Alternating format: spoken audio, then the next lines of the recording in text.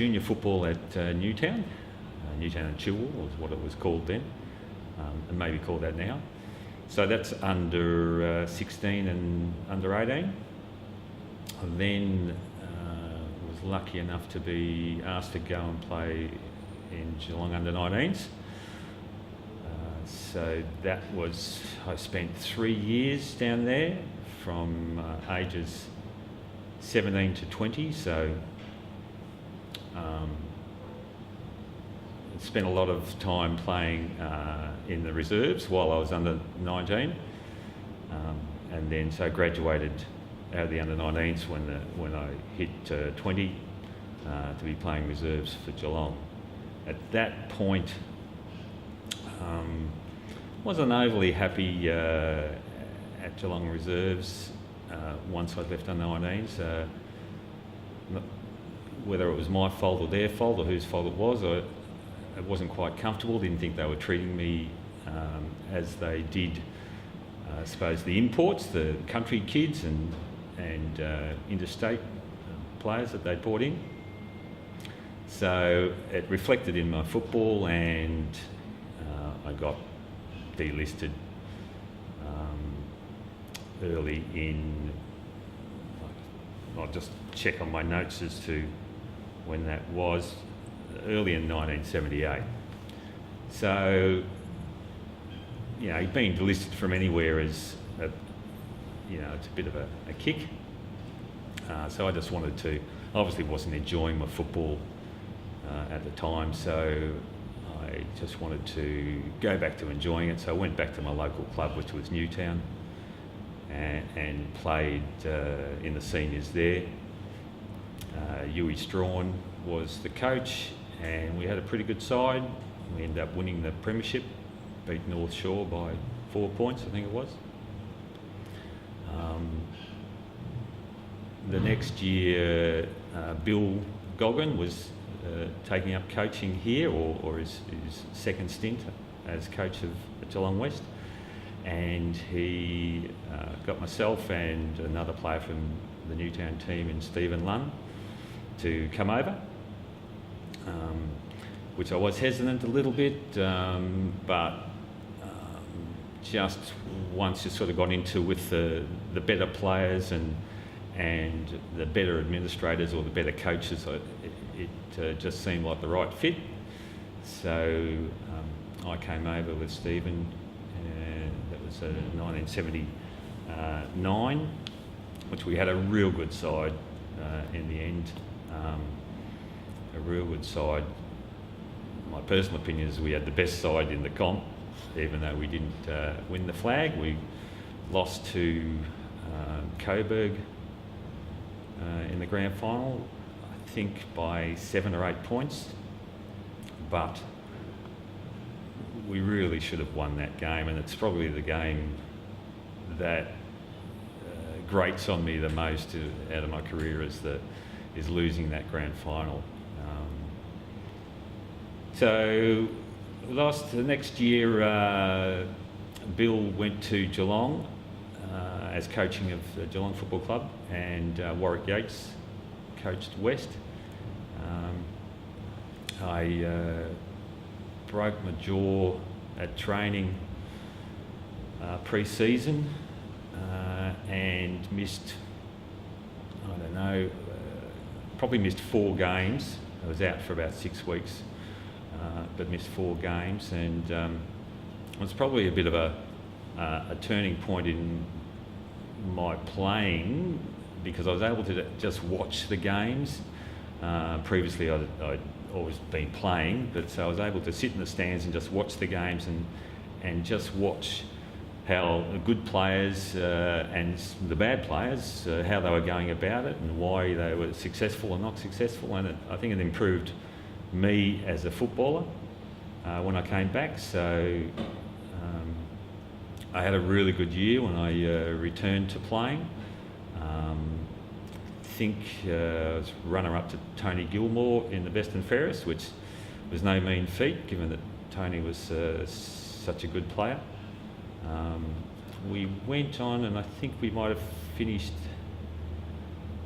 3rd, maybe 4th We certainly won the first final against Sandringham that year, and then lost the next final against Coburg again. I remember that day Tony left the game early injured, so that was a big setback for us, but we laboured on and acquitted ourselves well while not looking like we were going to win.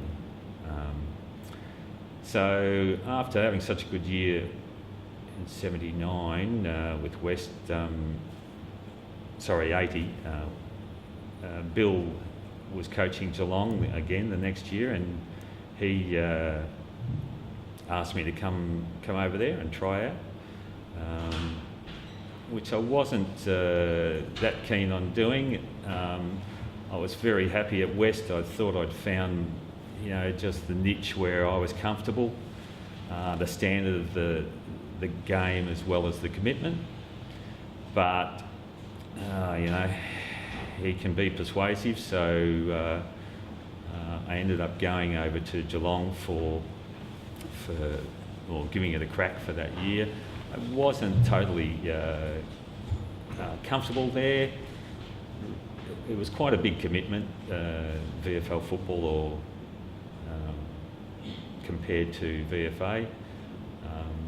So it sort of reflected in the way I was playing, not really being that happy. I was still doing okay, but my heart just wasn't quite in it.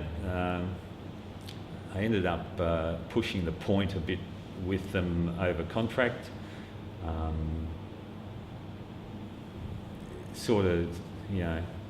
Because the playing just wasn't doing it for me. And so they cut me again early that year. Because I wasn't happy playing football or wasn't enjoying it that much, I wanted to resurrect that. So I went back to Newtown. West obviously contacted me and asked me to come back to here, but my confidence was down at that point, and I just wanted to get some enjoyment back. So I went back to Newtown. Kevin Higgins was ex-Geelong, was coaching Newtown, and we had a pretty good side. That year we were runners-up to North Shore again. So that was that year. It was a Geelong and Newtown year. The next year, I was feeling confident again and enjoying football again, and I wanted to go back to the club that where I had the most enjoyable time, and that was Geelong West. So I came back here. I think Gary Hamer was coach, and I spent the next, I have to check my notes, but it might be the next 5 years here, which is the most enjoyable time, most enjoyable club that I've been involved with. So after Gary, Darky Harris became coach, and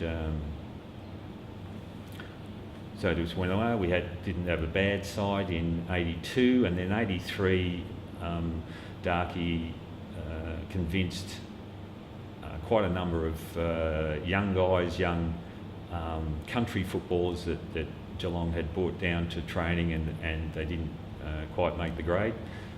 They were still good players, of course, and so he convinced quite a number to come over to Western, and along with some outstanding regional players and the Geelong League players, putting them all together into one side, we had a real good side in 83, a real good side. It was quite a young side, and so everybody got on well together. The mix just seemed to be right, and we had a really good year. We played off in the grand final against Preston this time. Not saying we should have won, we could have won. Preston were probably the better side for the year, but on the day we certainly had the opportunity to win. although I certainly couldn't say that the best team lost. Preston were a good team all year. So that was 83. 84, we also, Darky was still coach, and we had another pretty good side. We obviously turned over, so some players left for bigger and better things. But 84, 84, we still made the finals. I just can't remember where we finished, whether it was fourth or third. But it was another good year. 85, I was made, Darky was coaching still. I was appointed captain, which was a massive honour, one of the biggest honours of my career, to be captain of such an historical club and a club at VFA level. So I enjoyed that year. We had reasonable success on the ground. Can't remember where we finished, but so it couldn't have been near the ultimate. Following year, Darky gave it away as coach, and Dizzy Lynch took up as coach. Dizzy's a noted personality around Geelong and certainly around Geelong West. Unfortunately, Dizzy, for want of a better word, pulled the pin halfway through the year or midway through the year. He had his own reasons, which I don't really want to elaborate on, but he didn't feel comfortable going on, so we had to. It was quite a shock when he announced it, or it was in a meeting with myself and Robert Gannon, the president, and we had a game in 2 days, and so something had to happen. So after a hasty meeting, it was thought that perhaps I could be captain coach for the day, with the possible view of coaching for the rest of the year. So I coached for that game, unsuccessful, so I'm 0-1 from the coaching career. And with discussions and meetings after that, I felt that I couldn't really do it justice. I didn't have the experience or the commitment to do it, so I chose not to take up that position. And we approached Darky to come back and coach for the rest of the year. And Darky was good enough, didn't really want to, but he was good enough to do it. Asked me to take quite a bit of the load of what a coach has as far as liaising with the players about their form and who was in and who was out, that sort of thing.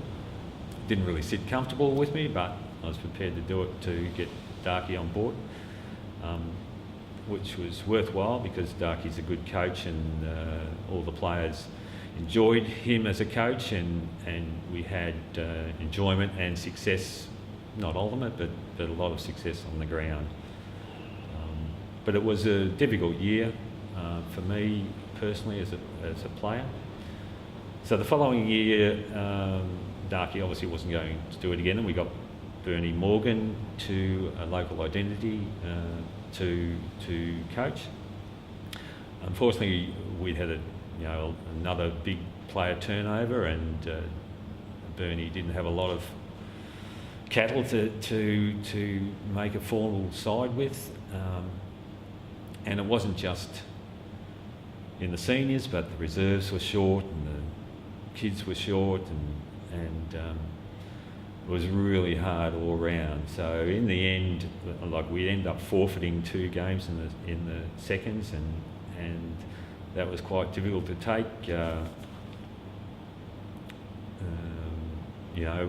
As far as fronting up to opposition clubs and saying, look, you're not going to get a game in the 2s this week, is pretty embarrassing. So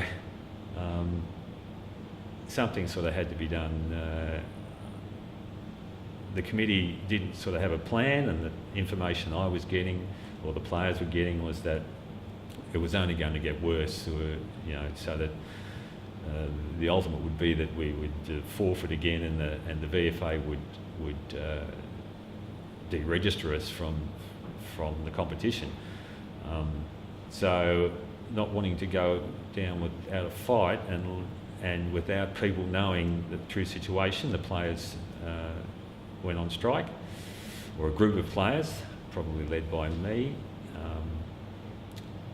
to really get it out to the public. Look, this is where we're at. The club's going to go under, and if there was people out there that wanted to do something, that would be great. And if they didn't want to do something, well, that was up to them. But at least they would have a clear picture of the position the club was in. So, thankfully, a lot of people did come on board, and the committee was restructured, and we're able to liaise with the local leagues and get players on permits to put a competitive side in the seniors and the reserves. But once again, it was quite a difficult year as a player to be dealing with all that, when really you just want to play the game. But it is what it is. Plenty of other people have had things to deal with. So that was that year with Bernie in 1987. So at the end of that, I was looking to have a fresh lease. My body really was taking its toll, and I just shifted down to the coast in Anglesey, and I put in a clearance to go to there, and thoroughly enjoyed it there, and played down there with injuries prevailing for another 10 years, and thoroughly enjoyed it. As a player, I suppose my attributes would have been my brain, probably. I could read the game. I was a pretty good decision maker, whether it be defence or attack, and I had good skills to do that, what I could vision to make that happen. So I was reasonably quick when I was younger, not so quick when I was older, so your game style changes. I was a much more physical player when I was older. Probably more of an outside player in my younger days. There wasn't a lot of me body-wise, so needed a few years in the gym to change the style of game. But I guess that's would have been my attribute, would have been my football brain, I suppose, as my best weapon. So I had plenty of memorable games, obviously the finals, and I'm sure other players have mentioned the infamous game against Port Melbourne in the first game of the year, where there was a number of fights. But another one that does come to mind is the day we won the game at Frankston after the game, and what I mean by that was there's been nip and tuck all day at Frankston. Little Frankie Vagona was the umpire. I'm not too sure if there was dual umpires in that day and age or not, but he was certainly the one in control at the time. So the scores had been nip and tuck, and we were making a late surge, and the ball had been kicked into our forward line. We were less than a goal down. It was kicked into our just in front of the square, and the pack went up and the siren sounded. So the pack's come down, hit the ground, and all the West players are heads down and bent over, and all the Frankston players are a cock a hoop. They're patting each other on the back, etc. And the ball must have come down off the pack and bounced into Simon Taylor's hands, and Simon, in frustration, he just kicked the ball away through the goals, which what he would have done in normal time. So he's done that, and little Frankie's turned to the goal umpire and said, "All clear." And Frank obviously didn't hear the siren, so the only one in the ground that didn't. and so naturally enough, the goal umpires signalled the goal. So Frank's turn to run back to the centre, and I'm not too sure if the siren was blown again or the other umpire let him know that the game finished. So he blew time off, and all of a sudden the West guys were jumping up and down, and the Frankston guys were bent over and had lost the game. So I'm sure Frank copped plenty of abuse as he made his way off the Frankston Oval, but Frank would have been used to that, I'm sure. But that was a memorable game for the way it finished. Yeah, so the game, I was fortunate to be involved in the, I suppose, the VFA, what we would call the VFA era. So that 1979 year was still, the Sunday was the bastion of VFA football, and it was quite a brutal game at times. Very entertaining game because there was no wings, and so it's fast flowing, and if you had good skills and a good player, you could display those. But if you got caught by the more rugged players, then you would have to cop it as well. So it was quite a brutal game in that era, but the crowd loved it. And a lot of the players liked to play it that way.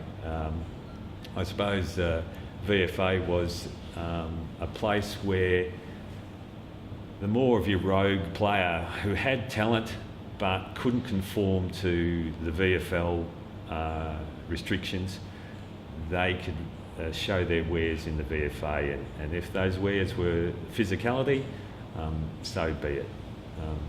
But it was very entertaining, not just for the crowd, but even the players enjoyed that sort of game style. Naturally enough, it changed as the rules got stricter, but it was very enjoyable. Plenty of good players in the VFA, a lot of ex-VFL players coming back.